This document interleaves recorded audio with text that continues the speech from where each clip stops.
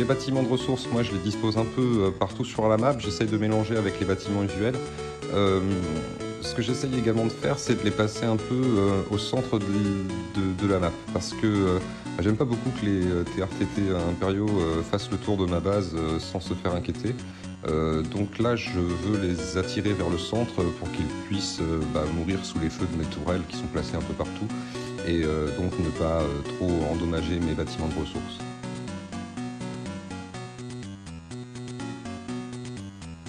On en place un peu partout sur la map, on essaye de se passer un petit peu, toujours pareil, pour que les TRTT aient de la marche à faire, hein, qu'on ne mette pas tout d'un coup.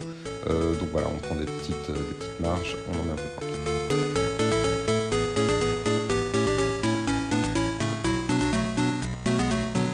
On va pouvoir attaquer nos bâtiments usuels, donc tout ce qui est usine, transport, caserne et j'en passe. Donc on va combler les trous tout bêtement, pareil, il faut alterner, en mettre un peu au milieu, on va en laisser un peu partout. On essaie de recouvrir vraiment l'intégralité de la map.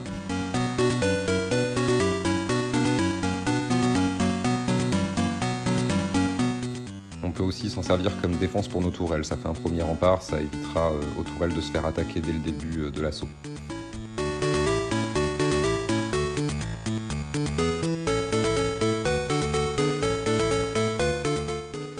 Donc une fois qu'on a disposé tous nos bâtiments, on peut s'attaquer au mur. On utilise un maillage avec un carré d'écart, ça permet de prendre beaucoup de place, ça permet de pas à l'ennemi de poser des troupes. Donc voilà, j'essaie de compléter le maximum, de ne pas laisser de trous, ça c'est primordial. Et donc de recouvrir la totalité de la map.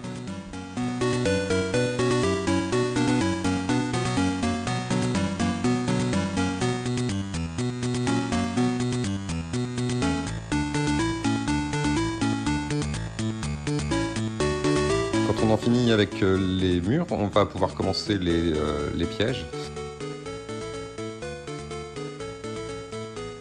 Je place mes pièges soldats lourds à côté des boucliers. Ça permet de les protéger un petit peu, et puis c'est toujours dans le même principe que tout à l'heure. S'il le déclenche, alors il déclenchera certainement le DDK, le CE, etc. Donc j'en mets un sous chaque boubou à côté du QG et à côté du CE.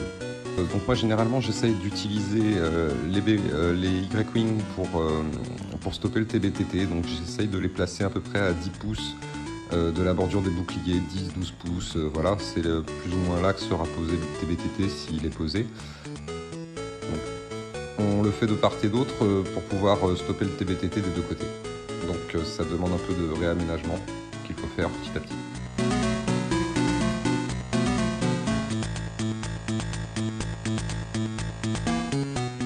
Je finis avec mes X-Wing et mes flanks. Généralement, j'évite de trop les mettre en bordure, c'est pareil, je suis pas fan de me faire taper mes pièges au bout trop facilement. Donc j'ai une tendance à les mettre plutôt au centre afin que la VG rentre vite au milieu et se mette sous les feux tout seul en fait. Et bien, j'ai l'impression qu'on n'a pas une si mauvaise base à la fin, elle est très très large, je pense que tous les angles sont bien protégés. Mon QG est bien protégé avec son DDKO et sa Strix, le CE il est en angle, voilà, je reverrai peut-être un petit peu pour, oui je pense que l'ITO peut passer, donc je vais peut-être revoir un petit peu les murs, mais c'est la base que je présenterai ce soir contre Shadow Company, donc résultat à venir.